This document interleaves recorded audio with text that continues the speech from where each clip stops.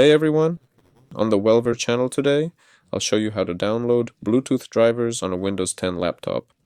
Open any browser, type in Bluetooth driver Windows 10, hit enter and go to the Intel website. Intel's Bluetooth site. Click download, accept the license, and the Bluetooth drivers will start downloading.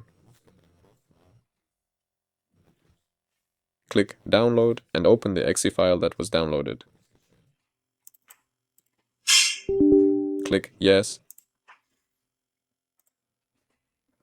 The installer will open. Click next and wait.